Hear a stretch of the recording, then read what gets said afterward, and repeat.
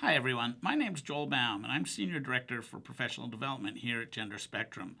For too many of our students, when it comes to gender, they do feel invisible at school. And yet we know there are a lot of schools that are now taking very specific steps to make sure that's not the case.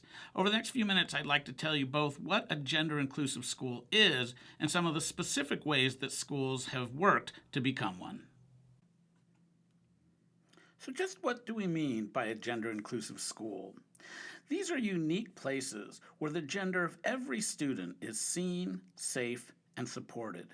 These schools take very specific steps to make sure that students are allowed to express and identify their gender authentically, and that in doing so, they will not face mistreatment or discrimination. With this as the target, these schools do certain things. That includes recognizing the gender diversity of all students, interrupting binary notions of gender, normalizing gender diversity, and questioning limited portrayals of gender. These schools support students' processes of reflection about their own gender and also teach empathy and respect. In order to reach these goals, we have found that there are 4 important entry points to consider in working towards a gender-inclusive school. These are the internal, institutional, interpersonal, and instructional entry points. And together, these will form the strategy for the school to become a more welcoming place for all students' gender. The first entry point is the internal entry point. This entry point includes learning about gender through trainings and reading. It also includes opportunities to reflect on your own gender and think about how your experiences may be impacting the work you do with your students. The second entry point is the institutional entry point.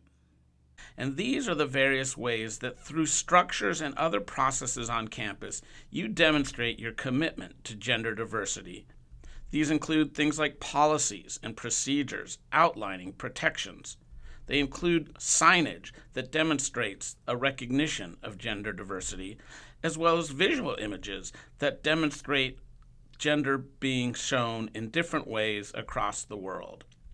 Other examples include structures specifically designed to support the needs of transgender and gender-expansive students, as well as processes for things like name changes that allow a student's authentic identity to be recognized officially.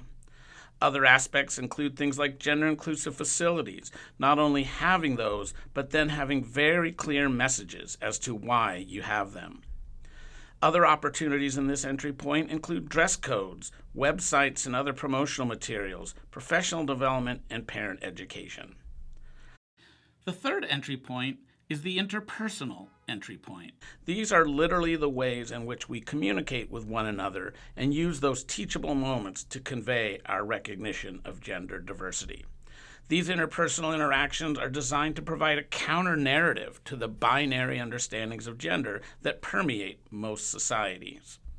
They include using gender-inclusive language, such as all genders, and terms like non-binary and cisgender. One thing I do to keep things gender neutral too is I say calling all readers, calling all writers.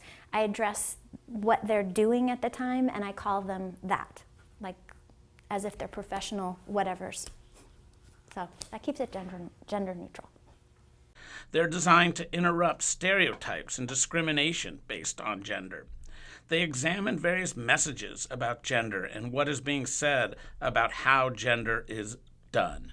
They demonstrate that everyone is a work in progress and that it's okay to be working to improve your understandings of gender. And finally, these interpersonal interactions establish very clear expectations about respecting the gender diversity of every student. Another aspect of the interpersonal entry point is having the ability and knowledge to discuss gender and complicated issues related to gender with colleagues and community. The final entry point is the instructional entry point. And these are the specific ways teaching and learning is used to instill greater awareness about the diversity of gender. Instructional entry points come in 2 forms. They can be overt, explicit lessons focused on gender, or bring gender into content in a more integrated fashion. There are a growing number of lesson plans and other materials that specifically take on gender as a topic to build students' understanding. Another direct instructional approach is the use of literature to convey different ideas and stories about the gender of young people. Whether for little kids or older students, there's a growing number of great resources that you can use. Then there's integrated instruction. Integrated instruction is designed to bring the lens of gender into work that you're already doing with your students. This can include things like examples on spelling tests, such as festive. He planned a festive party for his dolls. Competitive. She became very competitive when she played football. You may very well have a student in that moment say, wait a minute, boys don't play with dolls, girls don't play football, and it's a great opportunity to remind students that there are lots of different ways that we can be boys, girls, or anything else. Another integrated approach is through writing in language arts. Regardless of the genre, there are ways in which gender can be brought as a possible topic of the writing students are doing.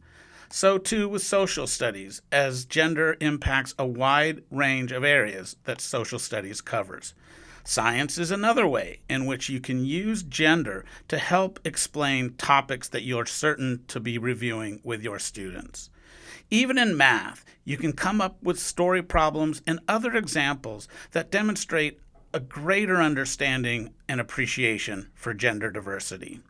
And finally, almost any other area as well can benefit from the use of gender as a lens on your instructional strategies. Becoming a gender-inclusive school doesn't happen by accident. A growing number of schools are making great strides in being intentional with their approaches to being more gender inclusive. And sometimes it can feel overwhelming. We want to encourage you that taking action doesn't mean that you have to do everything. It does mean that you do something, and the Framework for Gender Inclusive Schools can be a great roadmap for helping you get there.